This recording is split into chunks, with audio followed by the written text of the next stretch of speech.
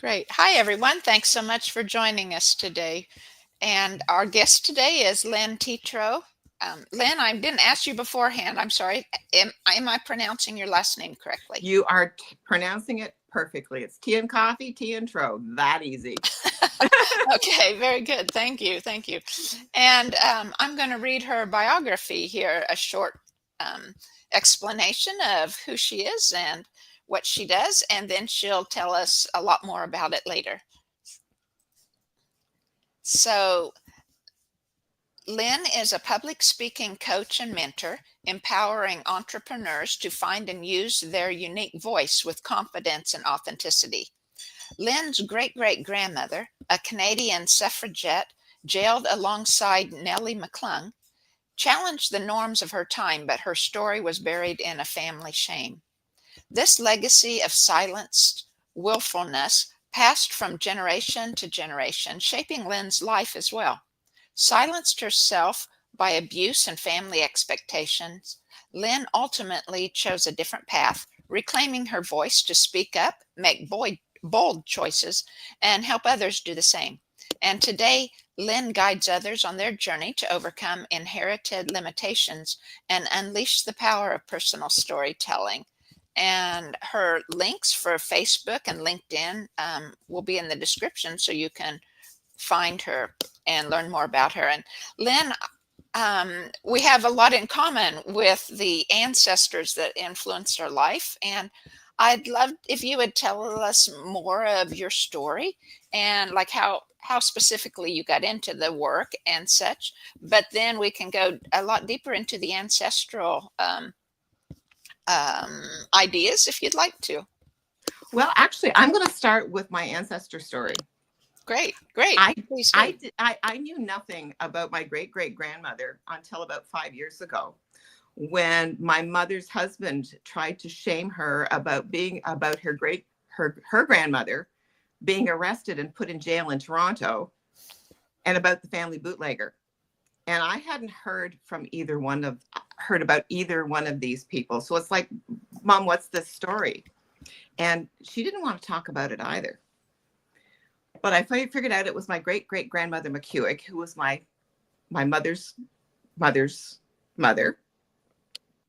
And doing a little bit of digging, and I found out that yes, she had indeed been jailed for protesting for women's rights, for women's suffrage, for the women being able to vote. And not only was she jailed, but she was jailed with my icon, Nellie McClung.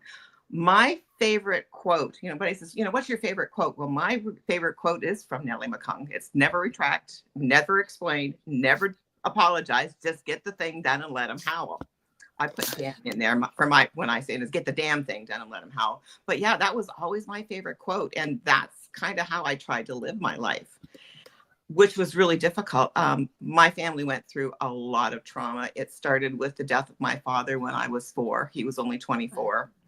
And it went on from there. My mom's mom passed away from cancer a couple of years later. My father's father died of a heart attack. My grandfather on the other side died of cancer again. My mom remarried to somebody who was very controlling and abusive. They had a child who was born with hydrocephalus, and she died when she was 2.5. My mom, in order to cope with this, tried to keep us, very strict in line in boxes. And I probably have ADD. That's never been diagnosed, but my brain is going off in cycles and circles off on tangents all the time. My younger brother definitely has ADHD. He was the kind that was like, Mrs. Teatro, dance up on the roof again. Those kinds of things. And so in order to control us, to get us to behave, to not climb on the roofs, to not talk back, she beat us. It wasn't just spanking. She used, I don't know how many hairbrushes she broke on my brother's butt. The worst one for me was when I was 13, and she hit me with a wire fly swatter until the end flew off, and then she kept on wailing. So that was the last time I ever said or did anything that stepped out of the family line. And that's when I knew that I had lost my voice, when I couldn't speak up. So I had 3 relationships. The first one was controlling. He was a nice guy, but just he wanted me to fit into the mold that I was raised in. You know, this is what you do as a wife. This is what he did as a husband. And I had aspirations to do something more with my life. And I had applied to college, worked hard, socked money away, looked after children, worked in a restaurant, and was ready to go to register for college. And the night before I was to do that, he and I fought all night long. It didn't stop until my mom's husband came up and said, it came to the door at 7 o'clock in the morning. And he never just dropped in, let alone at 7 o'clock in the morning. And the first words out of his mouth is, I've got bad news. Your brother Dale's had an accident. He's in Sunnybrook Hospital and it doesn't look good. So my brother, who was a year younger than I was, had broken his neck in a diving accident. The prognosis was that he'd be a fully disabled quadriplegic and he'd live 3 to 4 years. So all my plans went out the window at that point in time. He had a little girl who was not quite 2 years old. She was the same age as my younger daughter. He had a son who was like 3 or 4 weeks old at that time. So as a family, we had to rally around, and we resolved as a family that Dale would never spend a day alone in the hospital at Sunnybrook. So I took turns looking after his kids. I took my turn going into the hospital. And so that dream kind of died, but that kind of ended my marriage. I separated from my husband a few years after my brother moved into his permanent residence. The upside was that my brother lived for 19 years, got to see his 2 beautiful kids grow up into 2 beautiful adults, 2 intelligent adults, and be well on their way. So he was able to hang on. And that was one of the lessons I learned about the power of voice, was that even though he could do nothing, like the most he could move was to shrug his shoulders, but his head was good and his voice was good. My mom was a technophobe. And one of my favorite stories of Dale was she had driven my brother and the 4 kids, my 2 kids and his 2 kids, into town to buy a VCR so that they could watch movies at the farm. And as soon as they got in the door, my mom settled my brother in the living room. The kids were there. My elder daughter was 9. The other 2 were 7. David was 5. So he's got 4 little kids he's looking after. But he respected them and he loved them and they loved him. So everybody was in good hands. They looked after him. He looked after them. And so she got them settled in. And because she's a technophobe, it's just like, oh, there's the VCR. I'm going to the barn to look after the horses. So when I come up a couple hours later, here's Dale sitting in the middle of the living room floor with the map or the instructions on his lap.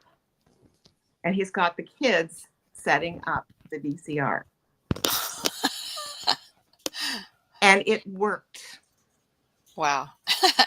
And the only tool that he had was his voice. Yeah. That's the power of voice. So my final relationship was really, really abusive. And I ended up leaving him, getting involved in the YWCA. And they sent me on a trip with the Outward Bound Wilderness School. And that was really empowering. And they did, the person who organized it was doing her master's thesis about the power of this program. And, you know, science research, you have to have measurements. And so she did an assessment on us in terms of our confidence before we went on the program, just as we finished the program, and did a 3-month follow-up. And in those questions, my confidence had built, except for one area, public speaking. So I took that to heart and joined Toastmasters, claimed my voice. My first presentation with Toastmasters I was like this, reading my speech word for word, hiding behind the lectern, stammering and stuttering and red in the face, but I did it. And I took their encouragement and their words to it and committed to the program, and went on from that to being a competitive public speaker to the work I do now. And it's that kind of that belief in the power of voice. Like, I have changed so much from that vulnerable child who was beaten to somebody who is, outspoken, opinionated, mean, miserable, and hard to get along with some days. But no, that's my power of voice. So I wanted to go back and find out about my great grandmother. And a friend of mine is a psychic. And I said, Linda, can you connect with somebody that I've never talked to? Can you reach out to her? And she said, who is it? And I told her, and she says, well, do you have anything? And I says, I've got nothing. She says, well, I'm seeing a book. But anyway, we set up for reading, and she kind of put a call out to all the people in my ancestral world and said, Lynn's doing a reading. Anybody want to join? So there was 7 people who showed up at that evening at that meeting. And she says, there's someone here who's in a long dress and she's in a church. And I've done some research on Nellie McClung, and I discovered that a lot of the women that she worked with were Christians and were very faith-based. So I'm pretty certain that that was my great-great-grandmother making an appearance. And she said to me that, yes, I have inherited her poise and her dignity. So I wouldn't call it that, but I'm going to own it. But yeah, I think that that's one of the things that there's something that has made me not fit in that box, that, you know, I didn't get encouragement to speak up for myself. I didn't get encouragement to have my own mind, but it has been there my whole life. And now as a single, sassy 69-year-old, I get to be me. I get to use my voice. And I think that that my great grandmother is rather proud. And I think a few of my other ancestors are rather proud of that too. Yes, I would think they would be. Well, awesome. What a unique story. I was wondering if you could explain to me and to the viewers, you mentioned the 2 different groups, and I wasn't familiar with either the Outward Bound program and the Toastmasters. If you could just tell us a little bit about those, maybe, just so we have those in concept with what you were talking about. Toastmasters is a worldwide organization that helps people develop their communication and leadership skills. And it's a peer-led program. Nobody is the expert. And you join, and when I joined, the program's changed. It's developed to be an online program, and it's got many layers to it. But when I joined, we had what we called the Communication and Leadership Manual. And your very first project was to do what they call the icebreaker. And that is a 4 to 6 minute presentation on anything that you want to talk about. And at that time, given the amount of sad things that had happened in my life, and I hadn't been able to quite let go of those, I chose to talk. My topic was called My Gifts. So my gifts were a ring that I wore on my finger that my brother and his wife had given me for standing up at their wedding. And up until Dale had his accident, they had like the best marriages ever. And unfortunately, with spinal cord trauma, the mortality rate for relationships is like 97%. And they separated too. But it's still, that ring gave me faith in love. My hair, my red hair, chemically enhanced now, but my red hair I get from both my grandmothers. My grandmother Harrison and my grandmother Teatro were both redheads, despite the fact that both my parents were brunettes. And the third one was a necklace that I had been given to me by my son. It was a little elephant, jade elephant. So it was just, that childhood. So I talked about that. It was something that was, sweet and innocuous. But anyway, Toastmasters helps you develop your public speaking skills, mostly because you're expected to do something in a meeting every time you show up. So sometimes it's prepared speeches, sometimes it's a leadership role by introducing people. There's the one that I absolutely hated, and it was called impromptu speaking. They had somebody say, Lynn, tell us about, and they'd give you a topic. Oh. And and speak on your feet. And every time they asked me to do something, I would say no. It was like, nope, there's no way. You're never, ever, ever going to get me to do that. They persisted. I finally capitulated, started doing table topics, and the medals on your wall, I won for table topics competitions. Wow. Yeah. So yeah, it's amazing that even though something you resist, sometimes that's your most empowering thing, is the thing that you resist the most. And I've got what they call 2 DTMs, which is Distinguished Toastmasters. It's like a university degree for public speaking. Okay. Toastmasters also teaches you leadership skills, how to run a meeting, how to organize people. So one of the things that I did was organize a conference, and it's all volunteers. So that was quite an experience. So I went through that cycle twice, and I'm going back for my third time. And it's a lovely organization because it is based on supporting and encouraging. Everything is evaluated. You get feedback on everything you do, and it's all done with primarily what they call the sandwich method, so that people comment on something you did well, they suggest one area for improvement, and they say also what you did well. Okay. So you always see what your strengths are. You're encouraged on your strengths. Now, towards the end, it's just like, cut the good stuff. I already know what I good. Where can I improve? Make me better. Right. But at the beginning, I really needed that nurturing and encouragement. And one of my other fellow Toastmasters he was a child of 17 kids in his family, and he was the youngest. Wow. And his family decided that they couldn't afford him, so they gave him away. So you talk about childhood trauma. And he worked through that trauma through his speeches. And by the time he got through his 10th speech, which is you 10 speeches and you acquire what you call your CTM, your competent Toastmasters. And he says, this organization is better than therapy. Now, I support that. It is therapeutic and it's helpful. I don't say don't go to the therapy, but the combination of the two of them, magic. Outward Bound Wilderness School is another international organization. The one that I joined was based in Toronto, and it offers wilderness programs. They can have leadership programs, and you can do team building for a whole organization or business. But the one that I was involved in was, I don't think they run it anymore. I haven't seen it advertised, but it was called Women of Courage Program, and they got government sponsorship and donations to run a program for women, and they did several of them. I know they did one in BC.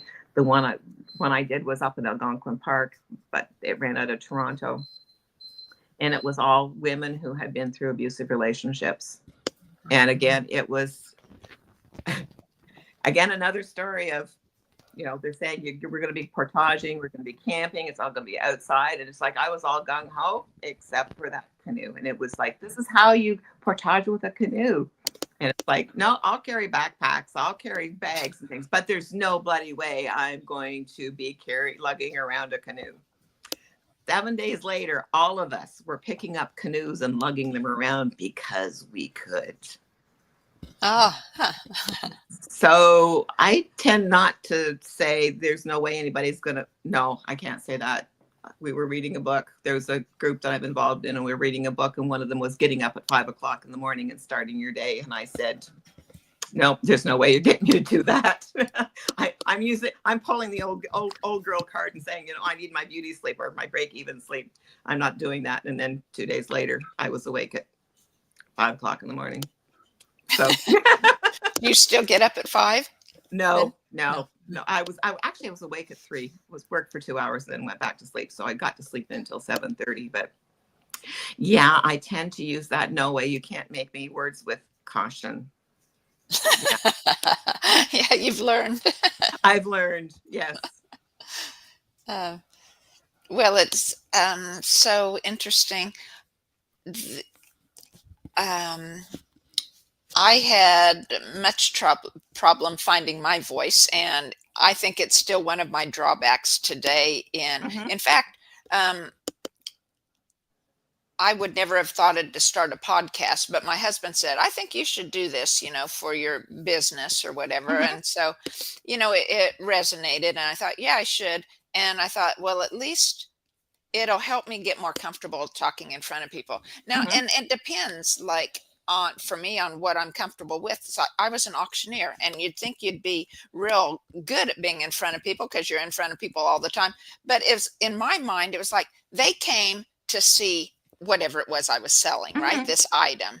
They didn't come to see me. I'm just the go through, right? Yeah. And so it didn't bother me. Same way I was a church organist and pianist, and it didn't bother me because it was like, well, they didn't come to see me, right? It was just, I'm the backdrop.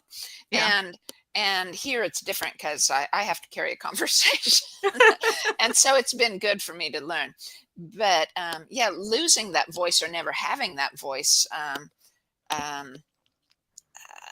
comes out in many, many ways in our lives, right?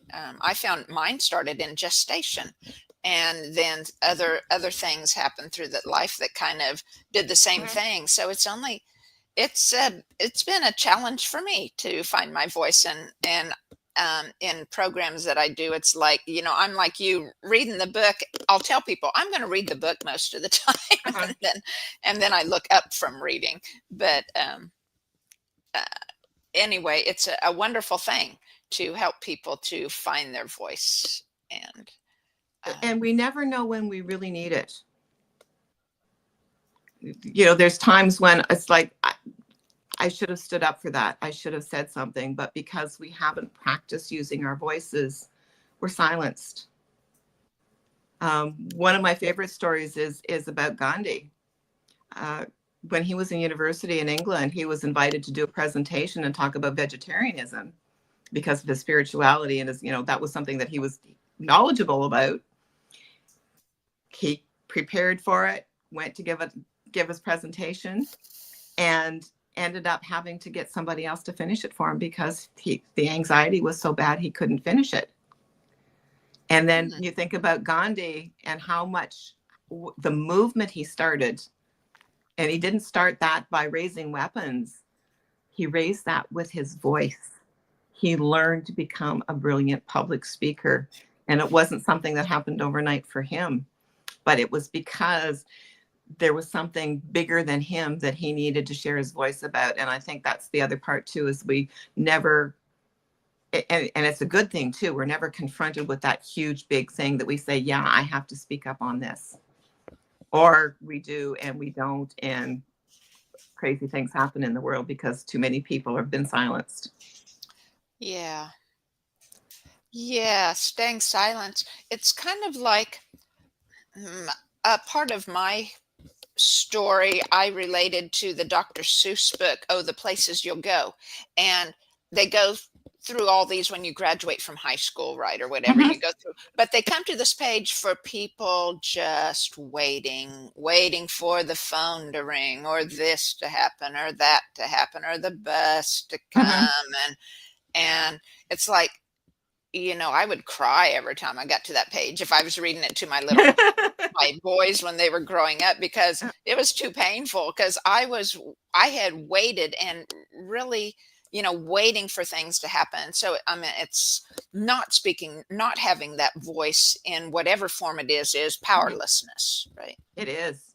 It is. No, our voice is our power. And if we don't use it, we lose it.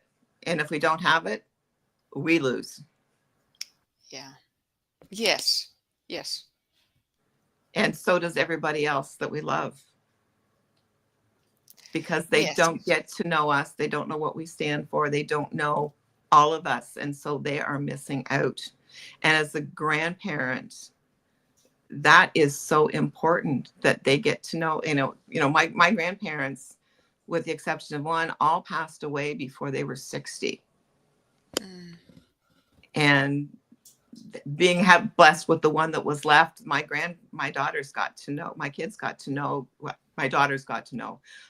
My grandmother took a stroke the day my son was born mm, and died a couple of weeks later. So he never got to know her, but the girls did. And so they were gifted with her and her authenticity and her voice and her quirkiness. And so they know that they've got part of her in them, and they know what to experience in that. So yeah, if we don't have our voice, if we don't share our authenticity, if we don't share our values and what we stand for, it's not just us who miss out, it's those we care about. yeah. Thank you for saying that. It's um, sometimes as grandparents, it's hard to hard to know exactly how to express that in ways that it'll be received or I don't know, alloved's not really approved of by your grown children whose kids you're talking to or Yes, yes.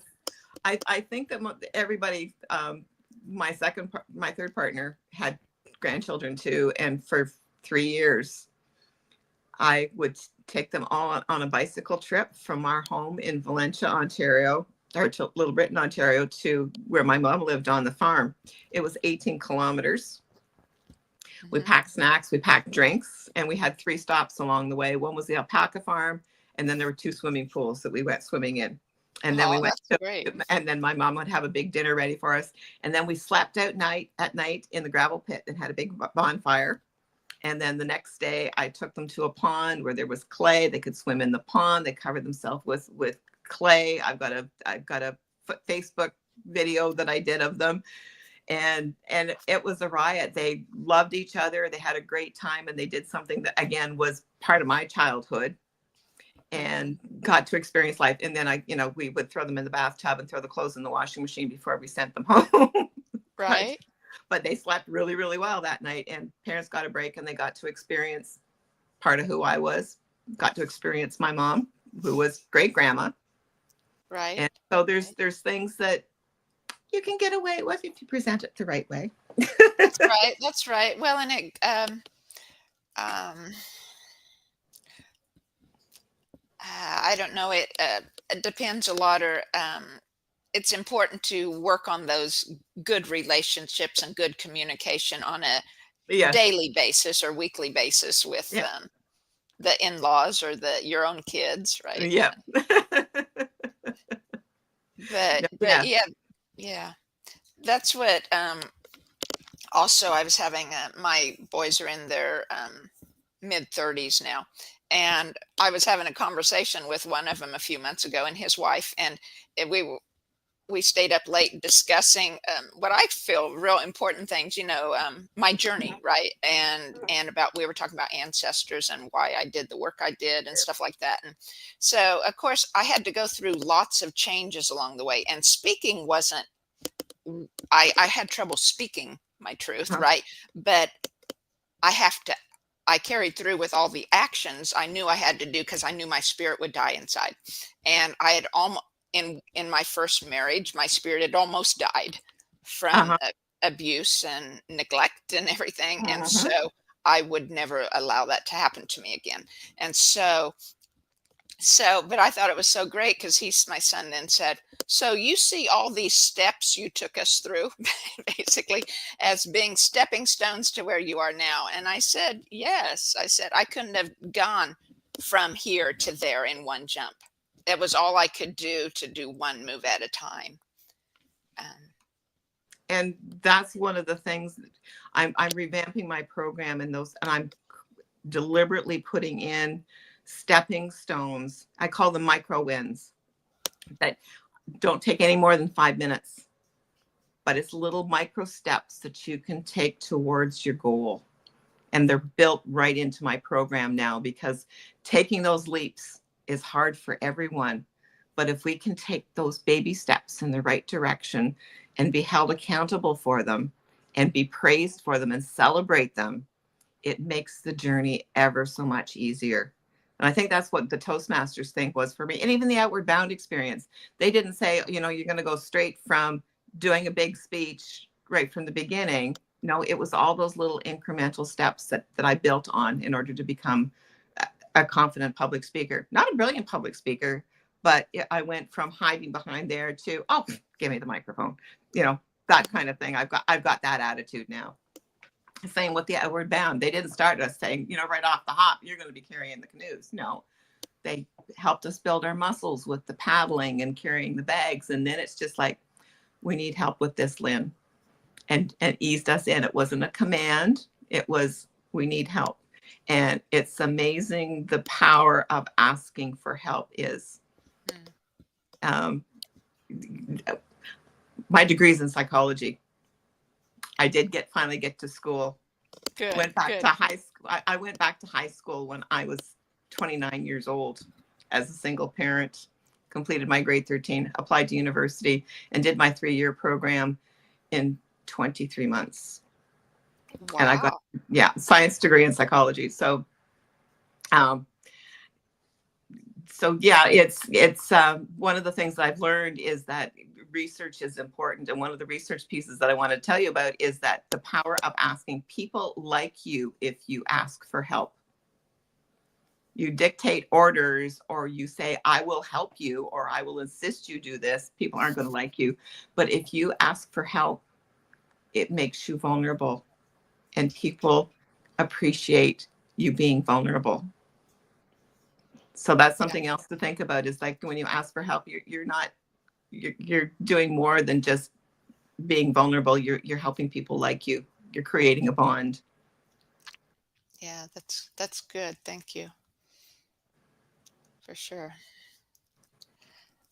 Well, and I was reading through a few of your micro wins. They were all, Oh, I went back a few days, like on your uh-huh, Facebook page, to uh-huh. see. Yeah, I enjoyed reading those. I thought that was a very effective way to to talk to your followers about it and Yeah, help them, right? yes. And so, yeah, so my program, I built micro wins that are specific to what they're working on for their first project or for their projects. So it's the micro wins that I put out on Facebook are ones that even if you're not thinking about developing your voice, well, they're about developing your voice, but not in a formal way. It's micro wins that anybody can do, whether they're in my program or not. It's like, even if you just pick up one and do it, I think Mhm. that will be a little bit of empowerment that you've gained for yourself. So I try to make those pretty generic, but the ones that I've created for my program, I made them very specific to the program so that in university, I was one of those that was, up at 2 o'clock in the morning working on my assignment and, at the last minute and then sliding it under the professor's door sometimes a day or two late. I always left things to the last minute. So the microwave wins now, especially in this crazy, crazy world where we feel like our attention is pulled in so many different ways. I figured that having micro wins that are built right into the program will help people do those little 3-minute things and get into the habit of making those baby steps. And so it's brand new to my program, and I'm introducing that to my participants today to see what they feel about it. Oh, good. Oh, I bet they'll appreciate it. Yeah, Yeah, can feel the value in it. yeah. So I'm going to go over the program with them, see what their thoughts are before I launch it to the world. But it's almost ready. Cool. Very nice. Very good. And I was wondering, one other post that I saw, I was hoping you could talk more about. You say your voice is your calling card. Oh, that's another story about my brother. My brother, when he lived in the hospital in Lindsay. They didn't have group homes for people with disabilities. And I think that was a blessing both for him and for the staff because the ward that he was on was for terminally ill seniors. So because his brain worked, he needed a lot of care, but his brain worked. I think that he was somebody that the nurses could go into and talk to and have a decent conversation with and get a break from the stress in the rest of the ward. But anyway, while he was in the hospital, they gave him a bed that was voice activated, Mm-hmm. which was brilliant. So that is the technical aspect of your voice being your signature. It's like, you go to the bank and you have to sign for something. Well, in order to get this bed to activate, to raise the bed, raise the bed up, to lift the headboard, to lift the feet, he could tell it to do that. But I couldn't make the bed actually work, but I could speak to it and get it to shudder and just be alert, which was pretty incredible. But nobody could replicate his voice. So this is why I know that your voice is your signature. Back in the days before, your name was displayed on your telephone and you picked up the phone and somebody said hello, you knew exactly who they are. And when you're in business, your brand voice is something that you have to cultivate. You can't use Chat GPT and create your posts and make them sound like you. You can't get somebody else who does copywriting to create a post and make it sound like you. It has to come from not just the sound of your voice, but the sound of your heart. It has to come from your creativity and your imagination. So yes, your voice is your calling card. I had learned that about the social media just a few months ago.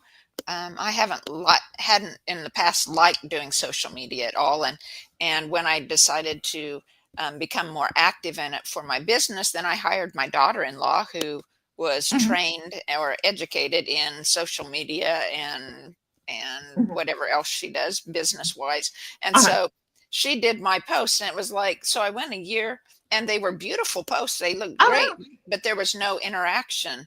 And it was like the 2 or 3 that I had done myself, just because I decided, okay, I'm just going to put that in there. They got interaction.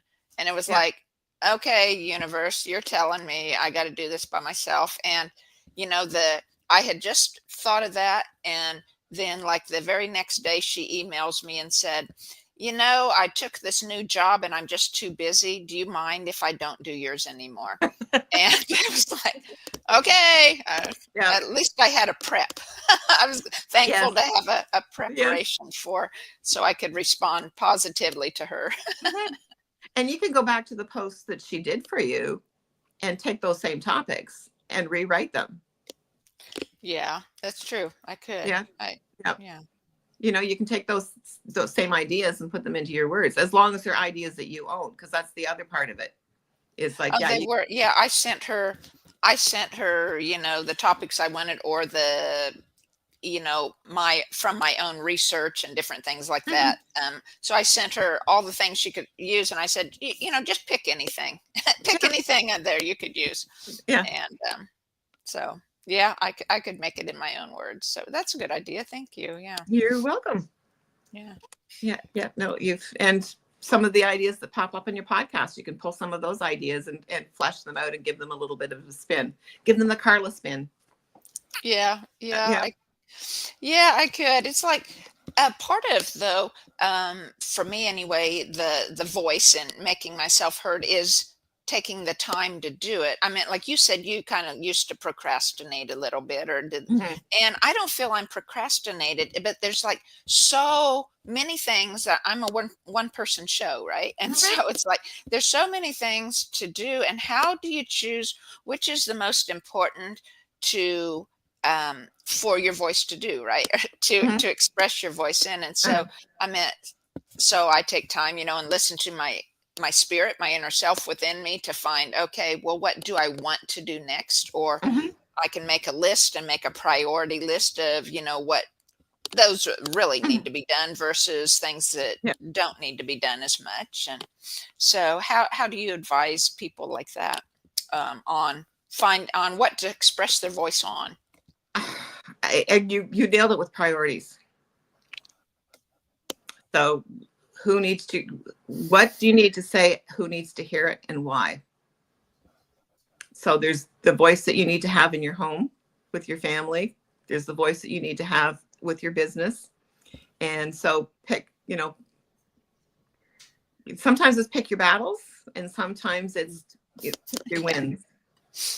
Right. Yeah, I hear you. Yeah, and it's important to talk about the wins as much as it is the battles. We have to have this talk, but we also have, did you hear what happened? Or I'm going to do this. You have to have those conversations as well. You have to have something to look forward to. You have to have some plans for your future. You have to celebrate your wins. And then, yes, you have to have those other talks. Some of them are with yourself. Sometimes you have to sit down and say, okay, this is my life. It's going in the right direction, but it's just a little too many degrees south. I need to just maybe bring it back on course. Sometimes it's, I'm on the right course, but I'm using a paddle boat instead of an airplane. It's like, how do I change that up? We have to have those conversations too. And then, there's the relationships. Got to keep them healthy and happy and thriving. Right. So like with your people in your course, are most of them entrepreneurs trying to do more? Or, I mean, I can see so much value just in everybody, even if you're not working toward public speaking or having that responsibility in your job or in your own personal business, but speaking in general on a daily basis, even with your family, right, or your coworkers. It's primarily for entrepreneurs, but if somebody was interested in participating in their program just to develop their voice and gain more confidence, it will still work, and I would be happy to make some few tweaks to make it work for them. And having somebody else's perspective, a lot of what I do, I encourage people to give peer feedback, because when you analyze somebody else's work and look at their strengths and see how, and report to them how you see it, and see the joy that people have when you say, yeah, I really love this. Because people need to be, I mean, we're told so easily, so often about what we do wrong, but we rarely get praised for what we've done right. So getting in the habit of praising people for what they do well, for noticing what people do well, and not just doing it, but how they did it, and recognizing the impact on you. To me, that is a powerful tool right there. And that's an important communication skill. And that's a part of our voice that we don't use often enough. So the peer feedback to me is important for them, for delivering as much as it is receiving. So having that peer feedback from people who come from different perspectives is also important. I don't know whether you're familiar with our Myers-Briggs or personality theory, but I'm an INTP. I'm kind of like a Sherlock Holmes. I'm analytical by nature. And that's one of the reasons why I was able to do well in university, is because I could take and analyze things in fairly quickly and then throw it into an assignment. But that's my default, is analyzing and looking at things from different angles and different perspectives. It doesn't take me long to figure out, what are, 100 ways of using a brick. Those kinds of challenges I find really, really easy, because I look at things but other people come from they come from nurturing, relationship building perspectives. Other people come from, these are the rules, and did you follow the rules kinds of perspectives. So the more perspectives you bring in, the more ways you can look at it, and then realize that I don't have to listen to what everybody says. I get to pick the one that resonates with me and work on that one for the future. Or I can, I didn't see that, and that is really good about what I did. I'm going to claim that. So that's the power of sharing and giving feedback, is that people get to hear different perspectives and see themselves from different ways, and see each other from different ways. Yeah, and I see that that feedback and encouragement is so important in learning to speak your truth, or in learning to fully express, your own spirit's desires, Yeah. whether or not it's through public speaking or not. It's those steps that we take following that inner guidance on what you need to take. Often, for me anyway, and from many people that I have talked to, comes with great resistance from their family, who want you to stay in that little box, right? You talked about that earlier, right? Yeah.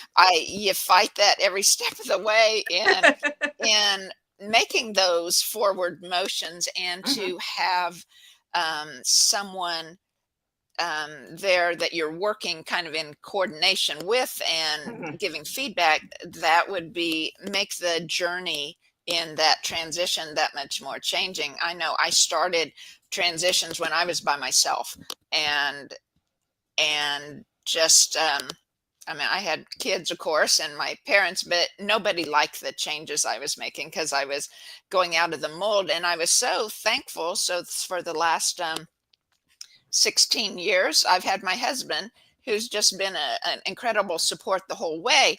And it's like, to have at least one person that you can go to at all times, and will support you no matter what, and give feedback whether you like the feedback or not, right? But Yeah. It's good, loving feedback, and that's so important for people of any walk to have as you're learning to express yourself. And having somebody who shares what they feel is in your best interest, and let it go. It's like you chose not to do what I suggested, and not get that, well, I told you so. You know, Right. Right. if they have that power and presence to say, I will give you the best of my wisdom, and you may or may not choose that, and that's okay. Right. Having somebody to demonstrate that to you is huge. I mean, that's part of the unconditional love part. And a lot of people attach love with is that you're going to do everything that I say, and you're going to, that, yeah, we've had that. And you talk about ancestry and inheritance. A lot of what we have that we perceive as inheritance is actually behavior things that have been passed on by habit, and they don't like it, and so Hmm. I'm supposed to change it. And it takes, again, the power, inner power, to say, I understand that you don't like it, but this is what I have to do for me. And to keep that up, it takes an incredible amount of strength. It does. Yeah. Yeah, there's parts of my journey that where I was going through those and coming up to great resistance with my mother in particular and other family members and my children. And it was like, I don't want to go through that again, but I'm so glad I did Yeah. because I'm where I am now, right? Hmm. Yeah, and there's so many things that are repeated from generation to generation to generation that are behavioral, Hmm. not Yes. genetic. It's behavioral, and those patterns of behavior need to be broken, and they have to be broken with great consciousness and great love and respect, Yeah. to ourselves and to the people that we're trying to help change their patterns. Right, right. It does. Yeah. Uh, and I guess I try to be very aware of that then with myself as my growing children try to Mhm. make their own changes, right? Yeah, And to sometimes, of course, I give feedback when I'm not asked, but to be able to lay it out and let it go, right? yeah, And say this is mine. It's your life. You yeah, you yeah, can do what you feel is right. yeah. Mhm. But yeah. I want to go back to, we were talking about doing things with your grandkids. Mhm. I suggest to you talk to your kids and say, what what are the best memories we had of doing things together? And then, if it's appropriate, say, can we do that with your kids? Ah, yeah. So Uh-huh. that might be a way of, doing things with your grandkids, and you get passing on the good things and rekindling those lovely memories with your children. Yeah, yeah, that's true. That's really nice. Thank you. I've been so thankful and so blessed.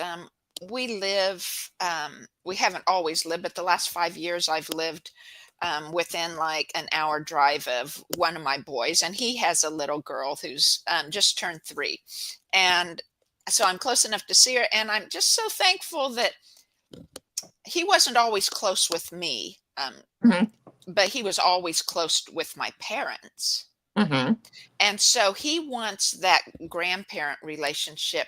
He wants his little girl to have that grandparent relationship Yeah, with me. So he goes out of his way to, I mean, it's a far drive. He'll yeah. leave home at 6. He has to be at work at 8 or whatever. So he leaves home at 6 to bring her to me one day a week. And then I bring, so he can get back to work then on time. And then we bring her in that night or the next morning or something to Oh, back to them. that's lovely. And It is. yeah, 3-year-olds and my 4-year-olds are my favorite age. They're so full of curiosity, and they look at the world from very different eyes. They don't have those filters that they've been given by society. So I love those ages.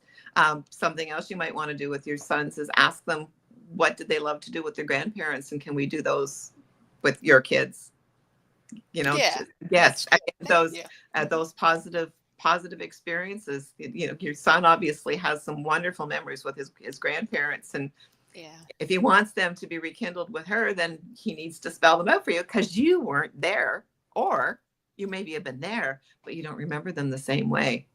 Well, isn't that so true? Even like you probably have noticed this, but like I have a sister that's 2 years younger than I am, and well, I have an older brother too, but Mhm. I'm not as close with him, and so I don't I Yeah. just don't talk as much to him. And so, but I talk with my sister, and it's like we remember things, and it's like we're 2 years apart, and we grew up in the same family, and it's like we don't remember things at all the same. Sitting So at the table with my mom and her husband, and they get talking with a story, and one will be starting, and it's like, no, that isn't what he said. That doesn't wasn't happening. And they're the same age, or they experience it the same way. yeah, So it's bound to happen. And again, we all see the world through a different lens. And right. that's why we have to talk about each other. And if it's an important experience, to talk about it and say, what did you see? Because sometimes it won't be the same. And you can enhance each other's experiences by talking things out. That's one of the lovely things about getting together with old friends is and talking about experiences is like, oh yes, bringing up those memories. But again, hearing how they valued them, their perspectives. So we don't get much processing time anymore. Right, we don't. One thing I had enjoyed when came to my mind when you were just talking about remembering those things.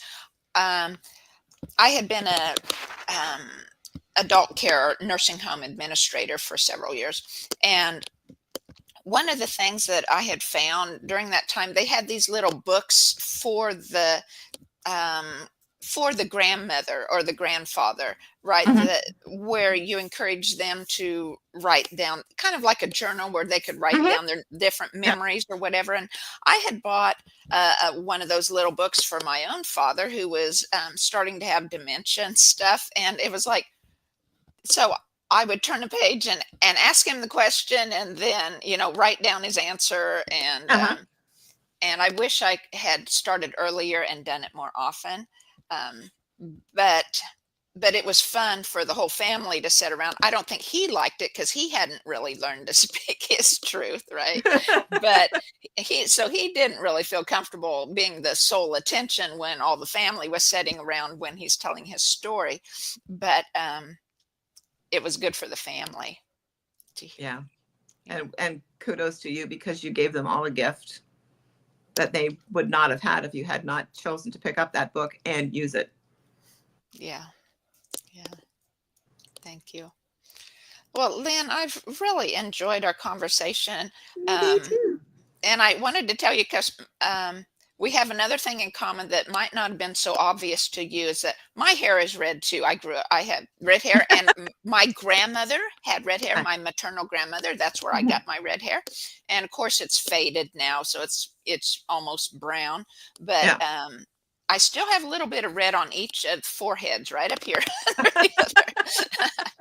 But but Yeah. anyway, so it's been lovely visiting with you. I It's been appreciate great all visiting with you. the talk about the ancestors and our family and how we are so interconnected for the generations, and there's no end, right? My business is called Ancestral River, Mhm. which is streams of actual physical energy within our biofields that contain Mhm. ancestral DNA.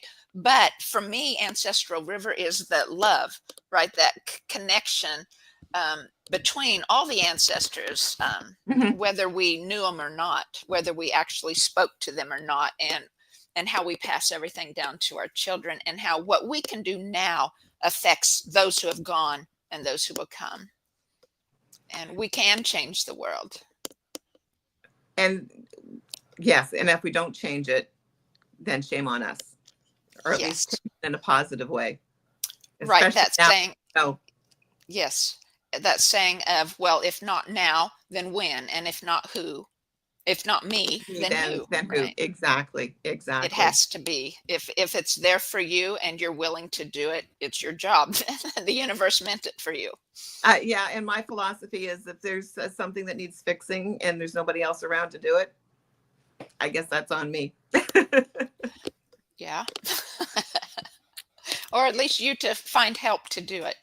Right. Well, and that's part of it is like, there's lots of things you have to do yourself, but you never have to do alone. Right. There you go. Yeah. Yeah. Yeah. So yeah, it's my job to fix it. But sometimes your job is just to start that little marble rolling that makes everything else fall into place. But if you don't flick that finger and make that marble roll, then nothing else is going to happen. Right.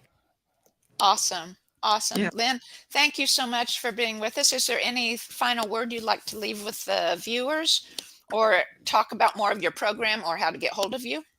Well, certainly can find me on Facebook. Find me on Facebook. Find me on LinkedIn, and email at lynn@myvoicecounts2, the number 2.com. All right. Very good.